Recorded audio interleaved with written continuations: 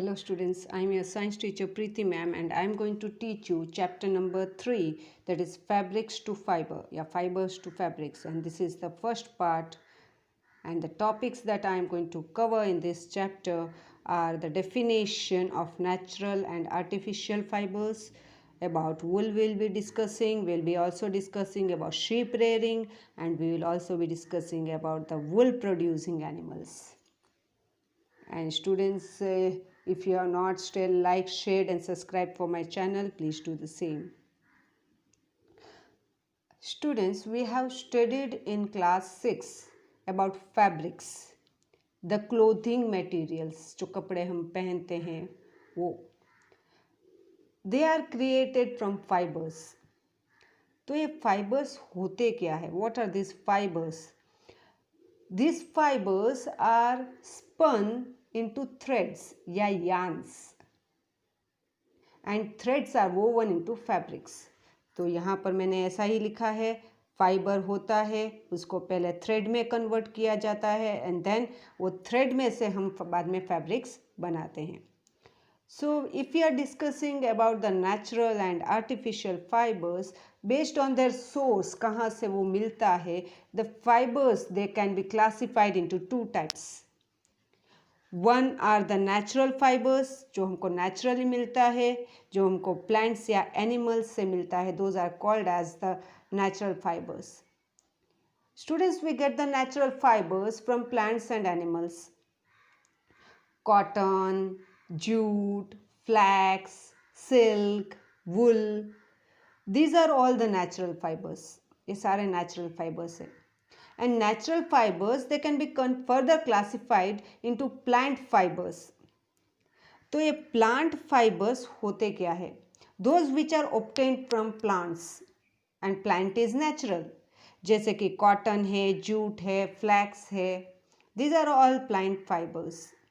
Whereas animal fibers, if we consider, then I can give you the example of wool and silk. About the artificial fibers, the fibers that are made by human beings, they are called as artificial fibers.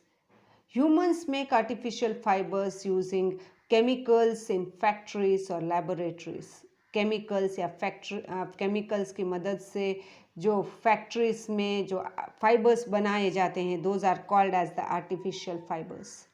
And nylon and polyester are their examples of artificial, or the second name that I can give you is the synthetic fiber.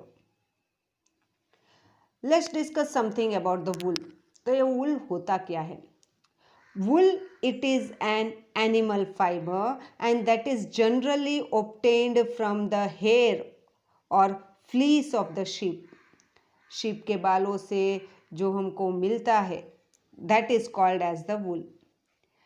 Sheep and other animals that yield means is to produce wool, are usually found in hilly areas. They have thick coat of hair that protect them from cold weather. उनके पूरे शरीर पर बाल होते हैं, वो भी thick होते हैं. And this wool, it traps air between its fibers and does not allow it to escape. It traps the air, air को पकड़ के रखता है और बाहर निकलने नहीं देता. It does not allow it to escape.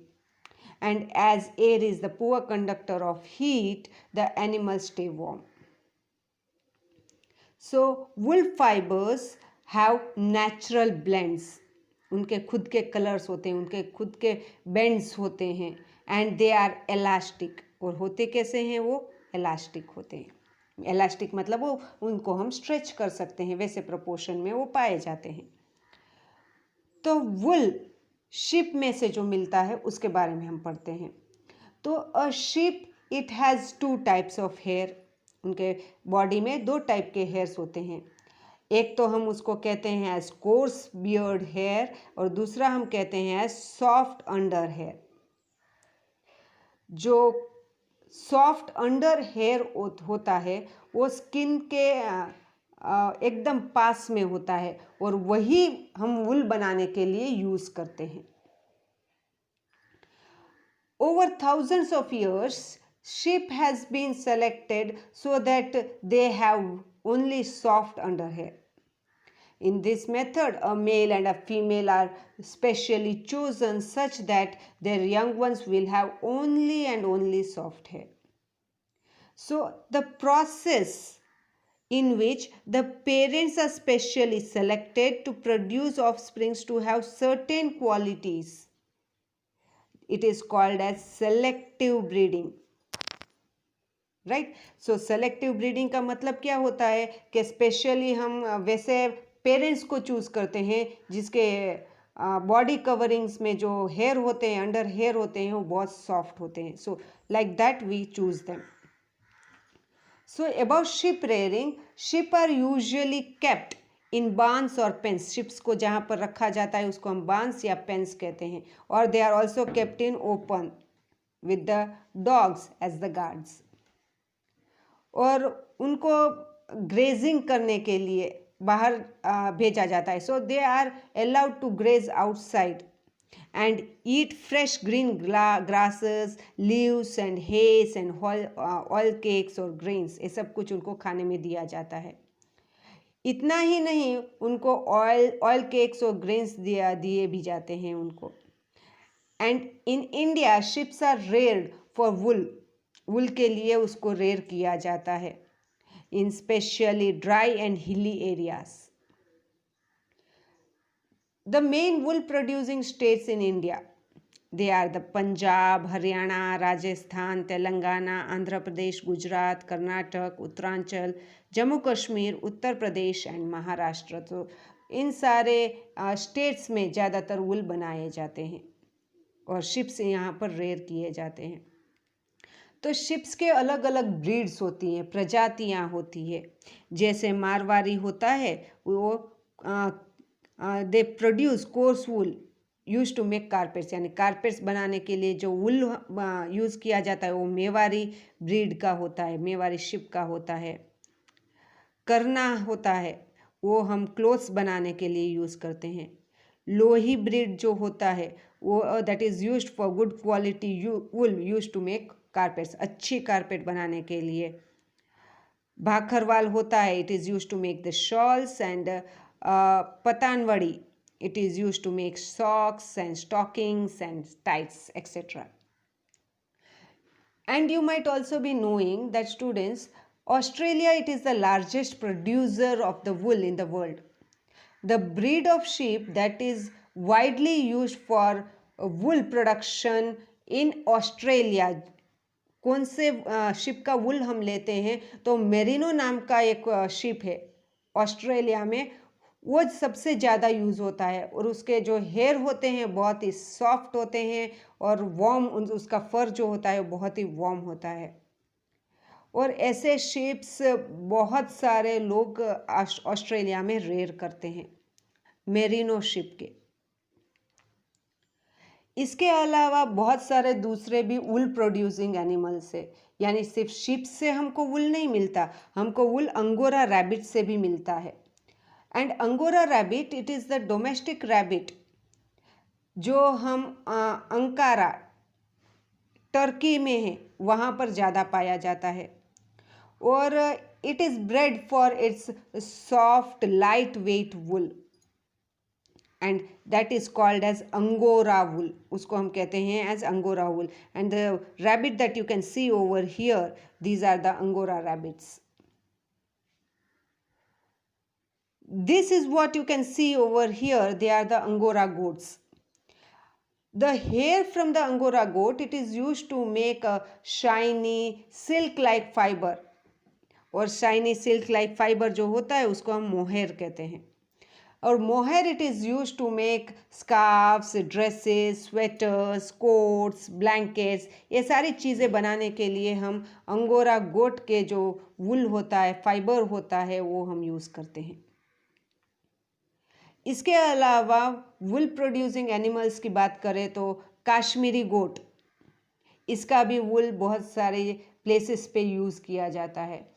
So the soft under wool of the Kashmiri goat, it is used to make cashmere wool, and it is used to make fine shawls and scarves. Other than that, we also use the wool of the alpaca and llama. This is the llama and this is the alpaca. They are so cute.